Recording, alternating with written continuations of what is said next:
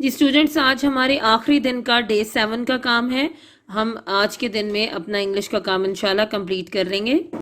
अपनी English grammar and composition निकाल लीजिए। हम कंटिन्यूस टेंसेस की एक्सरसाइज हल कर रहे थे। जी स्टूडेंट्स, अब तक हम इसकी प्रेजेंट कंटिन्यूस टेंस की एक्सरसाइज सॉल्व कर चुके हैं। इसके सिंपल पॉजिटिव सेंटेंसेस को हमने पास्ट कंटिन्यूस में और फ्यूचर कंटिन्यूस में कन्वर्ट करना आपको सिखाया। फिर हमने इसके नेगेटिव सेंटेंसेस को कल आपको पास्ट कंटिन्यूस और फ्यूचर कंटिन्यूस के जुमलों में भी कन्वर्ट करना सिखाया। आज हम पेज 79 पर मौजूद इसके इंटररोगेटिव सेंटेंसेस की जो एक्सरसाइज मौजूद है, और इसके टोटल जुमले भी 15 हैं, इनको आपको तीनों टेंसेस में कन्वर्ट करना सिखाएंगे। आप देख रहे हैं कि प्रेजेंट कंटिन्यूअस के तो सवालिया जुमलों में ये ऑलरेडी कन्वर्टेड है, यानी खुद ही इन्होंने दिया हुआ है ये प्रेजेंट कंटिन्यूअस की एक्सरसाइज में कि ये इंटरोगेटिव सेंटेंसेस हैं। अब हम इनको पास्ट कंटिन्यूअस के और फ्यूचर कंटिन्यूअस टेंस के इंटरोगेटिव सेंटेंसेस में भी आपको कन्वर्ट करना सिखाएंगे, और आप अपनी नोटबुक्स पर ये जुमले नोट करेंगे तो फिर आपको बहुत अच्छी तरह से इनकी प्रैक्टिस हो जाएगी। जी स्टूडेंट्स, पहला जुमला देखिए क्या है। क्या बच्चा सो रहा है? Is the baby sleeping? आपको बताया था मैंने कि हेल्पिंग वर्ब जुमले के शुरू में आ जाता है, जिससे जुमला सवालिया यानी इंटरोगेटिव बन जाता है। क्या बच्चा सो रहा है? Is the baby sleeping? Helping verb क्या है? इज। अगर ये जुमला होता पास्ट कंटिन्यूअस का, क्या बच्चा सो रहा था, तो आप यहाँ क्या करते? Was the baby sleeping.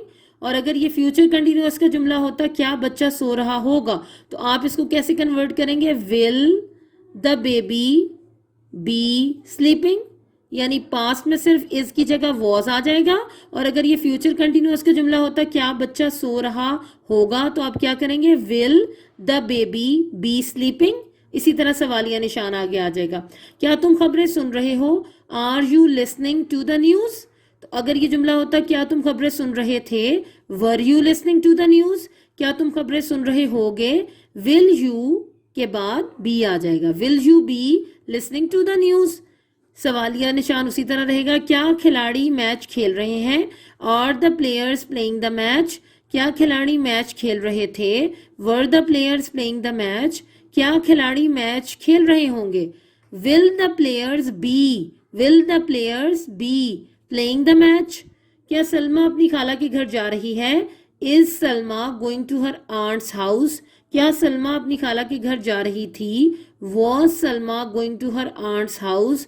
क्या सलमा अपनी खाला के घर जा रही होगी? Will Salma be, will Salma be, will Salma be going to her aunt's house?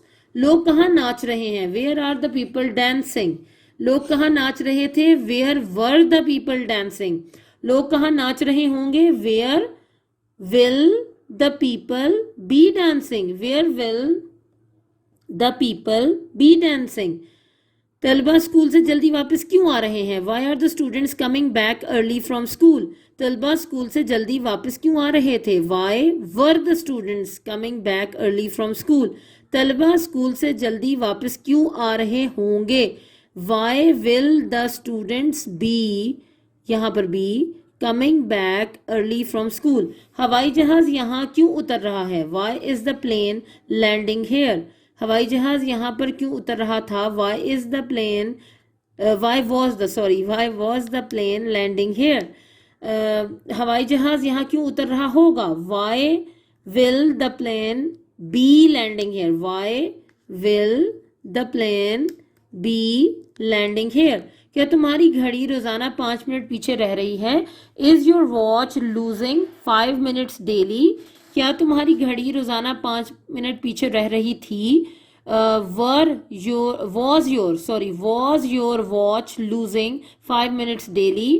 क्या तुम्हारी घड़ी रोजाना 5 मिनट पीछे रह रही होगी? Will your watch be losing 5 minutes daily? घंटी कौन बजा रहा है? Who is ringing the bell? घंटी कौन बजा रहा था? Who was ringing the bell? घंटी कौन बजा रहा होगा? Who will be ringing the bell? Who will be ringing the bell? Who will be ringing the bell? मेहमान कब यहाँ पहुंच रहे हैं? When are the guests arriving here? मेहमान कब यहाँ पहुंच रहे थे? When were the guests arriving here? मेहमान कब यहाँ पहुंच रहे होंगे? When will the guests be arriving here? कितने आदमी इस मामले पर गौर कर रहे हैं? How many persons are considering this matter? कितने आदमी इस मामले पर गौर कर रहे थे? How many persons were considering this matter? कितने आदमी इस मामले पर गौर कर रहे होंगे? How many persons will be considering this matter? यहां पर इकट्ठा आएगा will be considering this matter. क्या मैं आपको मुखातिब नहीं कर रहा हूं? क्या मैं आपको मुखातिब नहीं कर रहा हूं? Am I not addressing you? क्या मैं आपको मुखातिब नहीं कर रहा था? Was I not addressing you? क्या मैं आपको मुखातिब नहीं कर रहा होऊंगा? Shall I या will I not be addressing you? Shall I not be addressing you या will I not be addressing you? Shall ही ज़्यादा बेहतर है. नर्स किससे बातें कर रही है? Whom is the nurse talking to? Nurse किससे बातें कर रही थी? Whom was the nurse talking to? Nurse किससे बातें कर रही होगी? Whom will the nurse be? Whom will the nurse be talking to?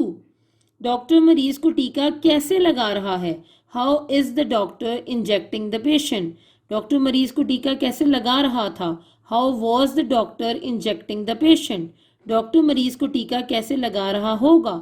How will the doctor be, यहाँ पर आएगा be, injecting the patient? कितने वकील बहस कर रहे हैं? How many lawyers are arguing? कितने वकील बहस कर रहे थे? How many lawyers were arguing? कितने वकील बहस कर रहे होंगे? How many lawyers will be arguing? Will be arguing. अब इसमें जुमले की साख्त इस तरह की है कि इकट्ठा आएगा will be arguing. तो स्टूडेंट्स आप देखें ये आपके 15 सेंटेंसेस आज डे 7 के लिए हैं. आज आपका लास्ट डे है सेकंड एचओडी क्लास के लिए. आपकी प्री 9th क्लास की सेकंड एचओडी क्लास में इंग्लिश के सब्जेक्ट के लिए आज आपका लास्ट डे है.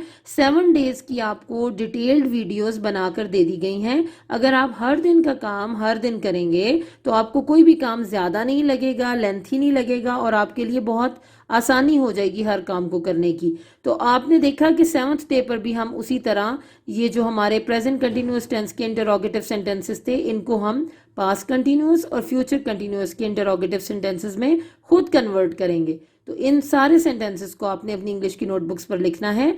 नेक्स्ट एचओडी तक आपने इनको बहुत अच्छी तरह से याद कर लेना है. इस तरह आपका एक वर्ब टेंस कंटिन्यूअस टेंसेस का सारा कंप्लीट हो गया. प्रेजेंट कंटिन्यूअस, पास्ट कंटिन्यूअस और future continuous. Thank you students. अच्छा बेटा, अब डे 7 का काम हम शुरू करते हैं. डे 7 हमारे पास क्वेश्चन है. डे 7 में क्वेश्चन नंबर 5 हमारे पास है determine whether the given matrices are multiplicative inverse of each other. अब वो ये कहता है कि बताएं कि क्या ये एक दूसरे का मल्टीप्लिकेटिव इनवर्स है, यानी कि आप इन दोनों को मल्टीप्लाई करें तो आइडेंटिटी मैट्रिक्स आ गया तो समझो ये मल्टीप्लिकेटिव इनवर्स है. अगर इन दोनों को मल्टीप्लाई करें और आइडेंटिटी मैट्रिक्स नहीं आता तो हम कहेंगे ये नहीं है, क्योंकि उसने कहा ना वेदर है या नहीं है. अब हम पार्ट 2 हमारे पास पार्ट है, इसमें पहला पार्ट मैं आपको करा देता हूं. देखें आप, पार्ट नंबर 1 में है ए मैट्रिक्स और बी मैट्रिक्स है. अब इन दोनों को हमने मल्टीप्लाई करना है. मल्टीप्लाई का तरीका मैंने सिखाया हुआ है, सिंपल तरीका है. इसको मल्टीप्लाई करेंगे, देखें इसका आंसर क्या आता है 1001. तो क्या आ गया, आइडेंटिटी आ गई. इसका मतलब क्या होगा, hence the given matrices are multiplicative inverse of each other. कि इसका मतलब ये हो कि ये दोनों एक दूसरे के मल्टीप्लिकेटिव इनवर्स हैं. तो इस तरह सेकंड पार्ट आपने खुद हल कर लेना है.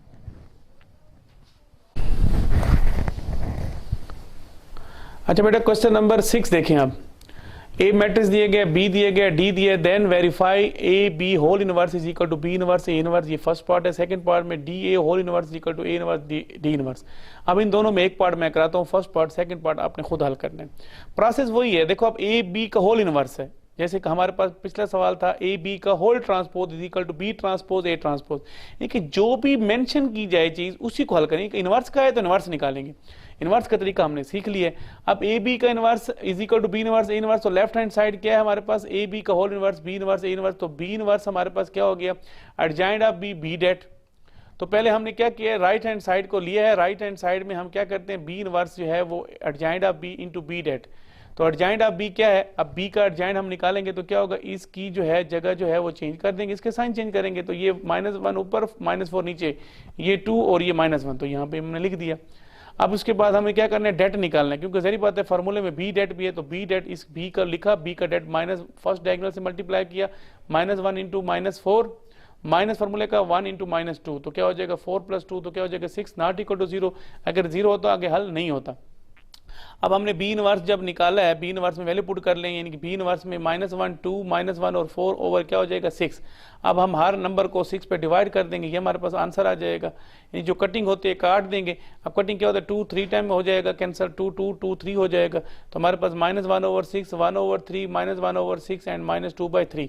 ये पार्ट फर्स्ट हमारे पास जो है, यानी कि पार्ट फर्स्ट में यानी कि बी इनवर्स के लिए निकलेगा। अब हम क्या निकालेंगे, ए इनवर्स निकालेंगे। अब सिमिलरली ए इनवर्स क्या होगा, एडजॉइंट ऑफ ए डेट। अब हमें ए का डेट एडजॉइंट निकालना पड़ेगा और ए का डेट निकालना पड़ेगा। तो ए मैट्रिक्स हमारे पास ये है, तो इसका एडजॉइंट क्या होगा, इसकी जगह चेंज कर देंगे 2 और 4 और इसका साइन चेंज करें तो ये 0 होगा, 0 रहेगा, -0 लिखने से कोई फर्क नहीं पड़ता, 0 ही रहता है, और ये -1 1 हो जाएगा। तो हमारे पास एडजॉइंट ए क्या आ जाएगा, 2 -0 और 1 और 4 आ जाएगा। अब डेट ए निकाल देंगे, एडजॉइंट ए पहले निकाला, अब डेट ए निकालेंगे, तो डेट में क्या होता है 4 इंटू 2 कर देंगे मल्टीप्लाई, फिर माइनस फार्मूले का 0 इंटू -1, तो हमारे पास 4 इंटू 2 8 आ जाएगा और माइनस माइनस प्लस 0 हो जाएगा, तो 8 + 0 क्या होता है 8 हो गया। अब हमने ए इनवर्स की फार्मूले में पुट कर लेंगे, इनके एडजॉइंट ए और डेट की वैल्यू पुट कर देंगे, यानी कि हर नंबर को 8 पे डिवाइड कर देंगे। अब यहाँ पे कटिंग होता है 2 4 टाइम 8 हो जाएगा, 1/2 हो जाएगा, 0/8 0 हो जाएगा, 1/8 जो है 1/8 रहेगा और 4/8 जो है 1/2 हो जाएगा। तो ये हमारे पास ए इनवर्स आ जाएगा। अब हम क्या करेंगे, now by using left hand side, यानी कि पहले हमने सिंप्लीफाई कर लिया मुश्किल चीज़ों को, बी इनवर्स भी निकाल दिया, ए इनवर्स भी निकाल दिया। अब लेफ्ट हैंड साइड लेते हैं, लेफ्ट हैंड साइड में क्या है ए बी। अब ए बी को मल्टीप्लाई करेंगे, प्रोसेस सिंपल है, इसको मल्टीप्लाई कर दिए, हमारे पास जवाब आ जाएगा। हमारा सवाल क्या है, ए बी का इनवर्स है, तो ए बी के इनवर्स में क्या चाहिए हमें, adjoint of A B into det of A B, क्योंकि अगर ए इनवर्स होता है, देखें अब इस बात को जरा गौर से देखें, अगर ए इनवर्स होता है तो वो हम लिखते हैं 1/a डेट एडजॉइंट ऑफ ए, और अगर ए बी इनवर्स होता है, जब दो नंबर आ जाएं तो सेम वही है, 1/a b, ए की जगह ए बी का डेट आ जाएगा और into adjoint of A B हो जाएगा। बात क्या होगी, यहाँ ए है वहां ए लिखा है, यहाँ ए बी है वहां ए बी लिख दिए, तो यानी कि ए को हम रिप्लेस कर देंगे ए बी से, तो हमारे पास ए बी का इनवर्स क्या हो जाएगा, adjoint of A B det of A B. तो हमें एडजॉइंट ऑफ ए बी चाहिए, तो ए बी हमने निकाला हुआ है, ए बी का एडजॉइंट चाहिए, तो एडजॉइंट क्या होता है, इसकी जगह चेंज कर, इसके साइन चेंज कर, तो हमने कर दिए। ये -16 0 था तो हम 0 इंटू -16, ये -8 था ये +8 हो जाएगा, और ये 6 था तो ये -6 हो जाएगा। मीन यानी कि हमारे पास एडजॉइंट ये ए बी निकला हुआ है, तो हमने इसका एडजॉइंट ए बी करना है। तो एडजॉइंट ए बी में जो वैल्यू है यहाँ पे देख लें, ये -8 था तो ये हमारे पास क्या हो जाएगा, प्लस हो जाएगा, और यहाँ -6 है, यहाँ पे गलती थी, इसको ठीक कर दें, ये +8 और ये -6 हो जाएगा। अब हम क्या करेंगे, डेट ए बी निकालेंगे, यानी कि इस डेट जो हमारे पास है इसका डेट निकाल लेंगे, तो 0 इंटू -16 और -6 इंटू -8, तो क्या हो जाएगा 0 -+48, तो ये हमारे पास 48 आ जाएगा।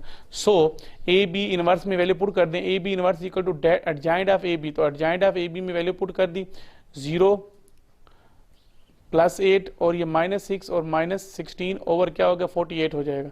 अब बारी बारी इसको इस हर नंबर पे डिवाइड कर दें, तो मैं इसको आपको हल करके दिखाता हूँ, 1 मिनट। देखें बेटा, ये हमारे पास ये थोड़ा सा बहुत जो है वो छोटा सा लिखा हुआ था, मैंने इसको थोड़ा बोल्ड कर दिया, जरा इसको दोबारा देखें आप। ए बी का इनवर्स फार्मूला हमारे पास यही था, तो 1/a b det A B का डेट 48 है और एडजॉइंट ऑफ बी की वैल्यू ये है, तो 1/48 multiply by 0, 1/48 multiply by 8, 1/48 multiply -6, 1/48 multiply -16। जब हम इसको हल करते हैं तो ये 1/48 इंटू 0 0, 8 6 टाइम 48 हो जाता है, 1/6 आ जाएगा, और ये 6 8 टाइम 48 हो जाता है, तो 1/8 हो जाएगा माइनस के साथ, और ये 16 3 टाइम 48 होता है, तो -1/3 हो जाएगा। तो इसका आंसर देखें, आगे मैंने लिखा हुआ भी है। अब ए बी का इनवर्स क्या आ जाएगा, ये हमारे पास आंसर हो जाएगा 0 1/6 -1/8 और -1/3। यहाँ माइनस में थोड़ी मिस्टेक थी तो मैंने उसको दोबारा हल किया, तो ये आपको हमारे पास पार्ट फर्स्ट का जवाब आ जाएगा। अब now by using right hand side, B inverse A inverse हमने ऑलरेडी बी इनवर्स और ए इनवर्स निकाला हुआ है, उन दोनों को मल्टीप्लाई करना है। तो देखो इन दोनों को मल्टीप्लाई कर देंगे तो क्या आ जाएगा, अब फर्स्ट रो को फर्स्ट कॉलम के साथ -1/6 multiply by 3/4 -1/6 multiply by 1/4 1/3 multiply by क्या हो जाएगा 1/8। इस तरह फर्स्ट रो सेकंड कॉलम के साथ -1/6 मल्टीप्लाई बाय 0/8 और -1/3 मल्टीप्लाई बाय क्या हो जाएगा हमारे पास 1/2 हो जाएगा, क्योंकि ये 4/8 है तो इसको कटिंग करके 1/2 लिख दिए तो हमारे पास ये आ जाएगा। अब इन दोनों को मल्टीप्लाई करेंगे तो हमारे पास सिंप्लीफाई होकर ये आंसर आ जाएगा। जब हम इसको हल करेंगे देखो -1/24 प्लस 1/24 0 हो जाएगा, ये 1/6 हो जाएगा और ये -1/24 और -1/12 तो इसको हल करेंगे तो हमारे पास -1/8 हो जाएगा। 0 मल्टीप्लाई बाय -1/3 तो ये -1/3 हो जाएगा। लेकिन एक बात बताता चलो, ये दोनों चीज़ें जो हैं मैं इसको हल करके दिखाता हूँ कि कुछ बच्चे हैं जिनको इनको हल करने का प्रोसेस थोड़ा मुश्किल लगता है, तो इसको हम अकॉर्डिंग टू एलसीएम के जरिए करते हैं। तो ज़रा इसको देखें, ये मेरे पास डायरेक्ट था तो मैं इसको आपको हल करा देता हूँ। -1/24 और -1/12 को कैसे हल करेंगे, 12 और 24 का एलसीएम 24 आता है, 24 ये दोनों सेम है, -1 आ जाएगा, -12 2 टाइम 24 2 आएगा, 2 1 2, तो इसका आंसर आएगा -3/24। तो ये कटिंग होकर क्या हो जाएगा -1/8। तो यहाँ पे ये आंसर लिखा हुआ है -1/8। तो ये साइड और ये साइड दोनों बराबर हो जाएंगी। तो यहाँ from first and second it is clear that A B whole inverse is equal to B inverse और ए इनवर्स। तो ये हमारा पार्ट जो है वो मुकम्मल हो गया। अब सेकंड पार्ट मैंने आपको कहा था कि इस तरह सेम है, आपने खुद हल करना है। बेटा आज हमारी जो है सेकंड एचओडी जो है वो ख़त्म हो गई। इंशाल्लाह जो है आपने इसको 1.1 से 1.5 तक आपको मुकम्मल हो गया कोर्स। इंशाल्लाह नेक्स्ट एचओडी में हम मुलाकात होगी। अपना ख्याल कीजिएगा। अल्लाह हाफिज़। जी स्टूडेंट, अब हम डे 7 यानी 9 मई का काम करेंगे और आपके इस क्लास का, उर्दू की क्लास का ये आखिरी दिन है। चलिए स्टूडेंट, अब हम आज की तारीख में यानी 7वें दिन मश्क करते हैं और आप इस मश्क को मैं बस पढ़ रही हूँ, आप गौर से देखिए और आप इसको कॉपी कीजिए। आपके पास नोट्स मौजूद हैं और जिन बच्चों के पास अभी तक नोट्स मौजूद नहीं है कोई मुश्किल नहीं है, आपकी स्क्रीन पर चीजें आ रही हैं, आप इनको मेरे साथ साथ दोहराइए और उनको देख देख कर कॉपी करते जाइए। मसला तो कोई है ही नहीं, ये तो नहीं कि वापस नहीं आएगा, ये तो वापस आप इसको बार बार पीछे करके देख सकते हैं, लिख सकते हैं। तो कोई बच्चा ये नहीं कहेगा कि मेरे पास किताब ही नहीं थी, मुझे नोट्स नहीं मिले थे। तो ये सब कुछ आप यहाँ से देखकर पढ़ सकते हैं, यहाँ से देखकर भी लिख सकते हैं। तो पहला सवाल देखें, सबा कहाँ से आती है? सबा कहाँ से आती है? तो अभी हमने पढ़ा सबा, जवाब है सबा मदीने से आती है। सवाल नंबर 2 है, फूलों में किसकी खुशबू है? ये देखिए थोड़ा सा इसमें ये मिस्टेक है, अभी मैं इसको दुरुस्त कर देती हूँ। ये खुशबू गलत लिखा हुआ है, हम इसको देखते हैं खेवा खू है और फिर शीन वो है, ये वो नहीं डाला हुआ, टाइपिंग मिस्टेक है, हो जाती है टाइपिंग मिस्टेक। किसकी खुशबू है? जवाब है मदीने, फूलों में मदीने की फिजा की खुशबू बसी हुई है, मदीने की फिजा की खुशबू बसी हुई है। सवाल है, शायर के दिल में क्या हसरत है? जवाब है शायर के दिल में हसरत है कि मेरी जितनी भी जिंदगी हो नबी पाक सल्लल्लाहु अलैहि वसल्लम के दर पर बसर हो और जब मुझे मौत आए तब भी मैं आप सल्लल्लाहु अलैहि वसल्लम की चौखट पर ही हूँ, यानी मेरा जीना और मरना नबी पाक सल्लल्लाहु अलैहि वसल्लम की ही के लिए हो। अगला सवाल देखें, शायर अपनी हुर्मत और आबरू किस बात में ख्याल करता है? शायर, जवाब है शायर अपनी हुर्मत और आबरू इस बात में ख्याल करता है कि वो हजरत मोहम्मद सल्लल्लाहु अलैहि वसल्लम की राह में फना हो जाए, आप सल्लल्लाहु अलैहि वसल्लम के अहकामात मानते हुए इस दुनिया से रुखसत हो जाए। और आगे देखें सवाल है, तोती और बुलबुल किसका जिक्र करते हैं? जवाब है तोती और बुलबुल आप सल्लल्लाहु अलैहि वसल्लम का ही जिक्र करते हैं। अगला सवाल देखें, इस नात में रदीफ क्या है? रदीफ को मतलब होता है कि वो लफ्ज जो कि आखिर में बार बार दोहराया जाए, किसी शेर के आखिर में बार बार दोहराया जाए। तो इसमें क्या दोहराया जा रहा है? इस नात में रदीफ है। अगला सवाल है, इस नात के काफिया अपनी कापी में लिखें, काफिये अपनी काफी में लिखें। काफिये वो होते हैं जो कि हम आवाज अल्फाज होते हैं, तो इस नात के काफिये दर्ज झैल हैं, तू, बू, गुफ्तगू, आरजू, सू, आबरू। इसी तरह पढ़ना है, तू, बू, गुफ्तगू, आरजू, सू, आबरू, ये काफिये हैं इसके। आखिरी सवाल देखें, लाले के बेदाग और गुल के बेखार होने से क्या मुराद है? जवाब है, लाले के फूल की रानाई अपनी खूबसूरती, लाले के फूल की रानाई अपनी खूबसूरती के बायस दुनिया में लासानी है, लेकिन एक कमी होती है कि उसमें दाग होता है। इसी तरह वो फूल जो खूबसूरती में कमाल दर्जा रखते हैं, लेकिन उनके साथ साथ कांटे होते हैं जो हाथ को जख्मी कर देते हैं। शायर ने आप सल्लल्लाहु अलैहि वसल्लम को लाले से बढ़कर खूबसूरत कहा है, क्योंकि आप सल्लल्लाहु अलैहि वसल्लम की जात एक मुकम्मल जात है, इसमें कोई ऐब नहीं। इसी तरह फूलों के साथ साथ कांटे भी होते हैं, लेकिन आप सल्लल्लाहु अलैहि वसल्लम ऐसे फूल की मानिंद हैं जिनके साथ कोई कांटा नहीं है। तो हमारा ये काम यहाँ तक मुकम्मल होता है। मैं आपको फिर कह रही हूँ कि आपने इस सारे काम को लिखना है और बहुत ही नीटली लिखना है। आपके पास पूरा दिन होता है, सिर्फ एक दिन में आपको 4 सब्जेक्ट दिए जाते हैं जो आपने पढ़ने होते हैं। तो आप 8 घंटे पढ़ेंगे तो 2 घंटे फी सब्जेक्ट के लिए भी होने चाहिए। आप बड़ी क्लास में पहुंच गए हैं, अब आपको बहुत ज्यादा टाइम देना है अपनी पढ़ाई को। उर्दू एक ऐसा सब्जेक्ट है जिसमें बहुत ज्यादा कमियां होती हैं, बच्चों को उर्दू पढ़नी नहीं आती या फिर वो लिख नहीं सकते। तो आप इन दिनों में अपनी ये कमियां दूर कर सकते हैं। याद कीजिए, लिखिए, फिर याद कीजिए, फिर इसके बाद दूसरी दफा तो रफ कॉपी पे लिखिए। उसके अंदर जो गलतियां हैं, जो डिक्टेशन की मिस्टेक होती हैं, वो खुद ही चेक करें, अपने उस चेकर खुद बन जाएं।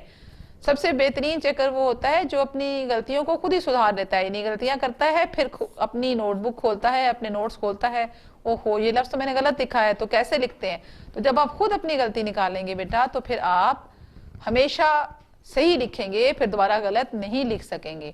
तो आप, मुझे उम्मीद है कि बहुत अच्छे तरीके से उर्दू के लेसन्स पढ़ेंगे और उन्हें याद करेंगे, और फिर जब आपकी कॉपीज हम आके चेक करेंगे तो हमें बहुत खुशी होगी कि आपने बहुत अच्छा काम किया हुआ है। बहुत बहुत शुक्रिया।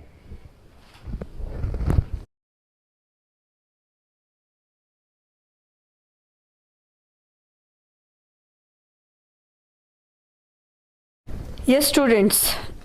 Now the portion dealing with the numerical calculations. तो सेल्फ असेसमेंट 1.9 स्टार्ट करने से पहले मैं आपको एक बात बताऊंगी कि 4 तरह की कैलकुलेशंस इस चैप्टर में आपने करनी है। एक ये कि mass to moles to mass conversion आपने करनी है, जब मोल्स गिवन होंगे और मास फाइंड करना होगा। एक मास टू मोल कन्वर्जन करनी है, जब मास गिवन होंगे तो मोल फाइंड करना होगा। एक मोल टू नंबर ऑफ मॉलिक्यूल्स करनी है कि मोल्स गिवन होंगे और नंबर ऑफ मॉलिक्यूल्स फाइंड करनी है। और एक number of molecules two moles find करनी है कि नंबर ऑफ मॉलिक्यूल्स गिवन होंगे तो मोल्स फाइंड करना है। ये कॉन्सेप्ट अपने माइंड में रखें, और ये 4 तरह के फॉर्मूलाज हैं जो टॉपिक के साथ साथ मैं आपको एक्सप्लेन करूंगी। तो क्या है हमारे पास, 4 type of calculations are there. One is conversion of mass into mole, other is moles into mass, the third one is mole into number of molecules, and fourth one is number of molecules into moles. So start with the first, और ये हम example से करेंगे, और example हमने select की है self assessment 1.9। The molecular formula of a compound used for bleaching hair is hydrogen peroxide. एक कंपाउंड है जो आपके हेयर डाई के लिए, बालों को ब्लीच करने के लिए यूज होता है, उसका नाम क्या है, हाइड्रोजन पेरोक्साइड H2O2। उसका बता रहे हैं कि mass of this compound that would contain 2.5 moles. आपने फाइंड क्या करना है, मास। अब जब आप किसी भी न्यूमेरिकल की वर्ड स्टेटमेंट को देखते हैं ना, तो उसको बड़ी क्रिटिकली देखा करें कि क्या गिवन है और क्या फाइंड करना है। तो गिवन हमारे पास क्या है, मोल्स। कितने मोल्स है, 2.5, तो डेटा लिखेंगे। गिवन क्या है, मोल्स 2.5। मोलर मास इसका फाइंड करेंगे जो पिछले टॉपिक्स में आप पढ़ के आए हैं। तो मोलर मास इसका क्या है, H2O2। 2 एटम हाइड्रोजन के और 2 एटम ऑक्सीजन के, 2 into 1, 1 के 2 एटम्स है और 1 क्या है atomic mass, plus 2 atoms oxygen के और 16 क्या है एटॉमिक मास। तो 2 1s are 2, 16 2s are 32, 32 plus 2 हमारे पास क्या आ गया, 34 ग्राम पर मोल। तो क्या है, हमने डाटा लिख लिया। अब फाइंड हमने क्या करना है, मास। तो ये आपके पास जो ग्रीन कलर की उस लाइन में हाईलाइट हुआ, ये पहला फॉर्मूला है, ये पहली कन्वर्जन है, कन्वर्ट मोल्स इनटू मास। सो मास फाइंड करने के लिए फॉर्मूला क्या है, number of moles into molar mass. मैं दोबारा रिपीट कर रही हूँ, इसको जहन नशीन करें। मास को फाइंड करने के लिए फॉर्मूला क्या है, number of moles into molar mass. तो आपको क्या चाहिए, मोल्स चाहिए और मोलर मास चाहिए। तो अब आप अपने डाटा में से वैल्यूज पुट करेंगे। नंबर ऑफ मोल्स कितने 2.5 और मोलर मास कितना है 34। इसको कैलकुलेट करेंगे तो 85 ग्राम्स आपके पास क्या आ जाएगा, मास। समझ आइए स्टूडेंट्स।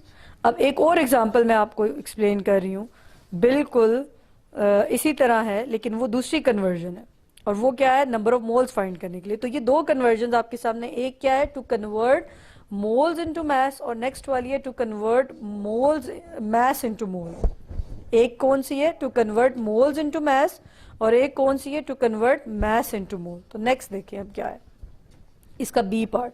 कहते हैं number of moles of this compound that would exactly weigh 330 gram. मतलब अब आपने क्या फाइंड करना, नंबर ऑफ मोल्स, और गिवन क्या है, मास। फिर उसी तरह आप डाटा लिखेंगे, जो जो चीज़ें गिवन है लिख लेंगे, जो फाइंड करनी है वो लिख लेंगे। मास इन ग्राम्स आपके पास क्या है 30 ग्राम, और मोलर मास आप ऊपर कैलकुलेट कर चुके हैं कितना है 34 ग्राम। आपने क्या फाइंड करना है, number of moles. Number of moles के लिए फॉर्मूला क्या है, mass in gram divided by molar mass. क्या फॉर्मूला है, mass in gram divided by molar mass. Formula मैं दोबारा रिपीट कर रही हूँ, ये बहुत ही इंपॉर्टेंट टॉपिक्स हैं, आपने इनको प्रैक्टिस करना है, साथ साथ फॉर्मूलाज लिखने हैं। जब तक आप इसको लिख के सॉल्व नहीं करेंगे ये कभी भी आपके माइंड में नहीं रिटेन रहेंगे, ये वेपोरेट हो जाएंगे। अभी तो आपको लग रहा है ना, मैं साथ बोल रही हूँ तो आपको लग रहा है बहुत इजी है, लेकिन अगर आप इसकी प्रैक्टिस नहीं करेंगे, इसकी रिपीटिशन नहीं करेंगे, तो फिर ये आपके माइंड से वेपोरेट हो जाएंगे। तो फॉर्मूला क्या है, number of moles is equal to mass in gram divided by molar mass. अब मास की वैल्यू पुट की 30 डिवाइड बाय मोलर मास की वैल्यू पुट की, कैलकुलेटर से कैलकुलेट करेंगे तो आंसर क्या है 0.88 मोल्स। तो आपने दो कन्वर्जन्स को इधर सॉल्व कर लिया है। एक आपके पास मोल्स गिवन थे, आपने मास फाइंड किया, और एक आपके पास मास गिवन था और आपने मोल कैलकुलेट किया। अब इन चीज़ों को वेरीफाई करेंगे, इन चीज़ों को मज़ीद पक्का करेंगे हम कुछ और डेफिनेशंस को सॉल्व करते हुए, कुछ और न्यूमेरिकल्स को सॉल्व करते हुए। A spoon of table salt NaCl contain 12.5 gram of this salt. A spoon of table salt, आपकी एक चम्मच में टेबल सॉल्ट डाला, नमक, उसका कितनी अमाउंट आपने लिए 12.5 ग्राम। अब मुझे बताएं क्या चीज आपके पास गिवन है, mass. Calculate the number of moles it contain, और फाइंड आपने क्या करना है, मोल। तो अब आप डाटा लिखेंगे, जो चीजें गिवन है वो आप लिखेंगे। तो मास ऑफ सोडियम क्लोराइड आपके पास कितना गिवन है 12.5, और मोलर मास आपके पास क्या गिवन है, आप लिखेंगे Na। मोलर मास आप कैलकुलेट कर सकते हैं। अब इधर फॉर्मूला आप देखें तो क्या है, NaCl। Na लिखेंगे प्लस Cl।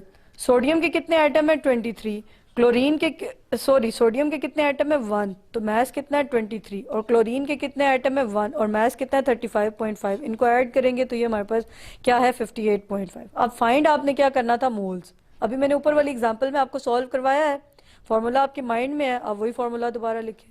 तो मोल्स फाइंड करने के लिए फॉर्मूला क्या है, mass in gram divided by molar mass. Mass in gram में उसकी वैल्यू पुट करें, डिवाइडेड बाय मोलर मास में उसकी वैल्यू पुट करें, कैलकुलेटर से कैलकुलेट करें, तो आपके पास आंसर क्या है 0.312 मोल्स। तो अब आपने देखो इस कन्वर्जन का दूसरा सम आपने सॉल्व कर लिया है, दूसरा न्यूमेरिकल आपने सॉल्व किया है। आपने कैलकुलेटर साथ रखना है, डाटा लिखना है, सॉल्व करना है। तो जब आप 5-6 एग्जाम्पल सॉल्व करेंगे तो फिर आपको ये फॉर्मूला माइंड में रहेगा। नेक्स्ट हम देखते हैं क्या कह रहे हैं। Before the digestive system X-ray people are required to swallow suspension of barium sulphate. X-ray होता है जब डाइजेस्टिव सिस्टम का, तो एक सस्पेंशन सा पिलाया जाता है जो किस कंपाउंड से बना है, barium sulphate BaSO4। Calculate the mass of 1 mole of barium sulphate. अब वो कह रहे हैं कि आपने, अब देखो यहाँ पे रुक जाओ और देखो कि क्या गिवन है और क्या फाइंड करना है। कहते हैं फाइंड करना है मास कितने मोल्स का, 1 मोल का, किस क्या, बेरियम सल्फेट। तो अब हम इसका सोल्यूशन देखेंगे। अभी हमने स्टेटमेंट देखी है तो हम कैलकुलेट करेंगे बेरियम सल्फेट। हमारे पास जो डाटा गिवन है कितने मोल्स हैं 1, मोलर मास बेरियम सल्फेट का, बेरियम 137, सल्फर 32 और ऑक्सीजन 64। मोलर मास कैलकुलेट करेंगे तो मास के लिए फॉर्मूला क्या है, number of moles into molar mass. Values put की और कैलकुलेट कर लिया। अब मैं चलती हूँ तीसरी कन्वर्जन की तरफ, और तीसरी कन्वर्जन क्या है कि जब आपके पास नंबर ऑफ मॉलिक्यूल्स गिवन हो और आपने क्या फाइंड करना हो, मोल। ये आपके पास हाईलाइट भी हुआ है फॉर्मूला। तो हम इसका डाटा देखते हैं। Aspirin is compound that contains carbon, hydrogen and oxygen. It is used as a pain killer and aspirin tablet contains 1.25 into 10 raised per 30 molecules. How many moles of this compounds are present? Data में हमारे पास क्या है, aspirin. अब देखें आप यहाँ पे स्टेटमेंट को देखें, क्या हमारे पास गिवन है नंबर ऑफ मॉलिक्यूल्स और फाइंड क्या करना है, मोल। क्या गिवन है, नंबर ऑफ मॉलिक्यूल्स और फाइंड क्या करना है, मोल। तो हम डेटा लिखेंगे, number of molecules, Avogadro's number और नंबर ऑफ मोल्स फाइंड करने। फॉर्मूला क्या है नंबर ऑफ मोल्स के लिए, number of molecules divided by Avogadro's number. Calculator से आपने बहुत केयरफुली ये एक्सपोनेंट्स की वैल्यूज पुट करनी है और फिर आपके पास आंसर होगा। स्टूडेंट एक बात मैं आपको यहाँ पे बताती चलूँ, मैंने तो एक एक एग्जांपल सॉल्व की है, अब आपने सेंसिबिलिटी का यहाँ पे मुजाहिरा करना है और आपने तमाम जो गिवन एग्जांपल्स हैं उनको जो उसी तरह की हैं उनको खुद से दोबारा सॉल्व करना है, रिव्यू एक्सरसाइजेस से भी, क्योंकि मैं अब आगे प्रोसीड करूँगी, लेकिन जो इसी तरह की सॉल्व एक्सरसाइजेस आपके नोट्स में मौजूद हैं आप इनको सॉल्व करें इन न्यूमेरिकल कैलकुलेशंस को लेकर।